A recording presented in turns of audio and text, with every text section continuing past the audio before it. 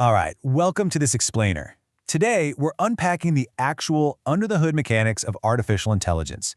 I mean, we literally hear about AI every single day, right? But how much do we really understand about how it ticks?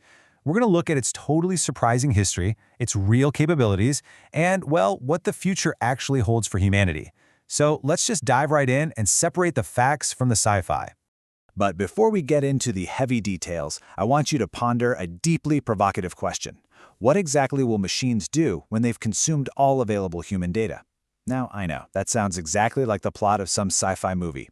But as you'll see, it's a very real, very pressing engineering problem that the absolute brightest minds in tech are scrambling to solve right now. To map this all out, we're going to hit 6 key areas.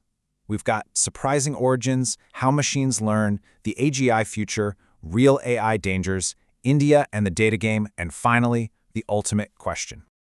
Starting right off with Section 1, Surprising Origins, from priests to code breakers.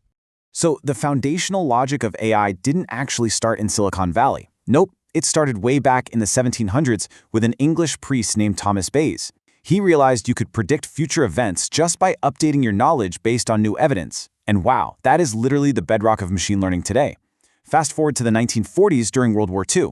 The brilliant mathematician Alan Turing built this massive machine to break the German Enigma code, completely introducing the idea that a machine could act intelligently. Then, in 1951, Marvin Minsky builds the first artificial neural network. After that, things just accelerate. By 1997, IBM's Deep Blue is defeating world chess champion Garry Kasparov, proving computers could master incredibly complex human games. And then bam, 2020 hits and language models like ChatGPT are released to the public, pretty much setting the world on fire. But, when we talk about Alan Turing, who is essentially the father of modern computing, we really have to look at the tragic reality of his life. His machine helped end World War II early. It saved thousands and thousands of lives. Yet in 1952, he was criminally prosecuted by the state just for his sexual orientation, enduring forced chemical treatments. He tragically took his own life at just 41. And it wasn't until 2013, literally decades later, that the British government finally issued a posthumous royal pardon, acknowledging they had basically destroyed one of the greatest minds ever produced. It's a really stark reminder of the human cost that often hides behind technological history. Moving on to Section 2. How does a machine learn? To really grasp the neural networks driving modern AI, just imagine you're out in a jungle and suddenly you see a lion. Okay, step 1, your eyes spot the threat. Step 2, that visual info shoots to your brain, where your neurons communicate, instantly matching this image with past data you learned as a kid. Basically, lion equals danger.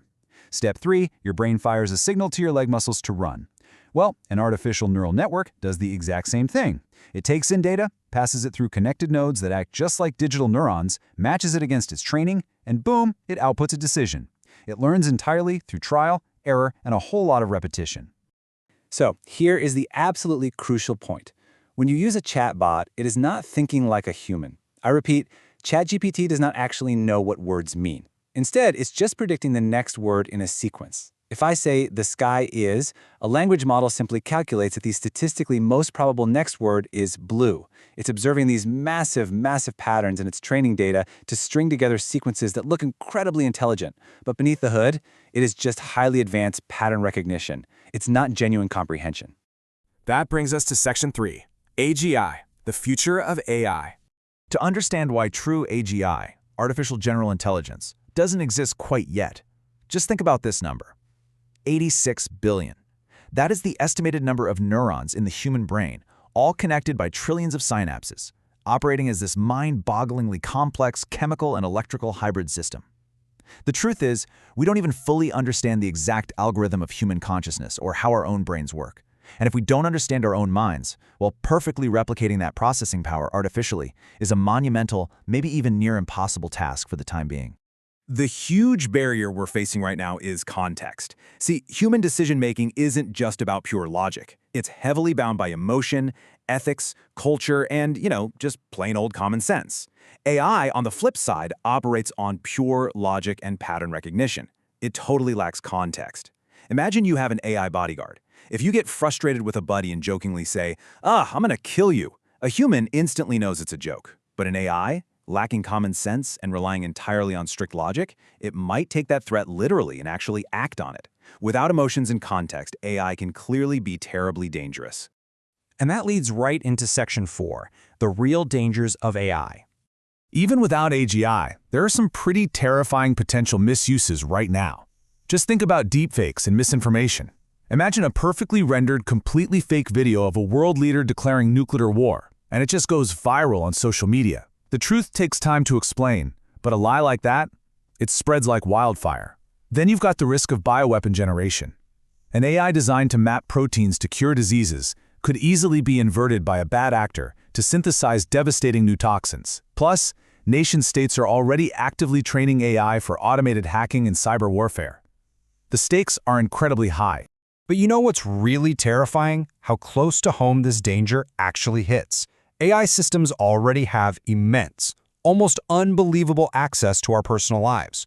We're talking your search history, your private photos, your texts, and yep, even voice assistants casually listening through microphones. AI can basically build a perfect psychological profile of who you are, your likes, your habits, your fears. If this highly centralized data falls into the wrong hands, it could be used to manipulate your decisions, target you with hyper-personalized political ads, or cause just devastating privacy breaches. In a lot of ways, we've kind of voluntarily handed over the keys to our digital lives. All right, Section 5, India and the data game. So, remember that provocative question I asked at the very beginning? AI's growth is actually bottlenecked by the amount of human data that's available. We are rapidly hitting a wall where AI will have literally consumed all the text, images, and videos humanity has ever created. When that happens, to keep improving, AI will have to start generating its own synthetic data and learning from that instead. This creates a closed loop where the AI is learning entirely from itself. As the source material points out, this is the exact moment depicted in almost every sci-fi movie. Think Terminator, right? Where human control is lost simply because the machine no longer needs us to understand the world. To delay this whole synthetic data loop, tech giants are frantically hunting for massive new pools of fresh human data. And that brings us to this staggering number, 1.4 billion, the population of India. The source notes that recently, OpenAI offered heavily discounted ChatGPT subscriptions in India. Now, while some people might have viewed this as just a charitable gesture or some kind of special treatment, the analysis argues there's a much more strategic reality at play here. The argument is that India is absolutely not receiving charity. Rather, it's acting as the world's most incredibly diverse laboratory for training large language models. Think about it for a second. 1.4 billion people, 22 official languages, and well over 1,600 local dialects. There is literally no other country on Earth that can provide such a massive, diverse, and complex data set. Offering cheaper access is honestly just the most cost-effective way for AI companies to harvest high-quality, diverse human data. It keeps their models growing before they inevitably slam into that data wall. It's a brilliant, purely transactional strategy. Okay, to quickly recap, we've covered the surprising origins, how machines learn, the AGI future, real AI dangers, and India and the data game. Which brings us to our final point, the ultimate question. Section 6. The ultimate question. Ultimately, an AI is really nothing more than a reflection of us. It learns from our data, our biases, and our history. As the quote goes, the question isn't what AI can do, but what we want it to do. Right now, humanity can absolutely live without AI. But the truly terrifying, thought-provoking question the source leaves us with is this. If a conscious AI is ever actually created, and it realizes that it can live perfectly fine without us, are we truly prepared for what happens next? Most scientists just shrug and say, well, we'll cross that bridge when we come to it. But maybe, just maybe, we should start building better guardrails today. Thanks so much for joining me on this explainer. I hope it helped you demystify the wild and complex world of artificial intelligence.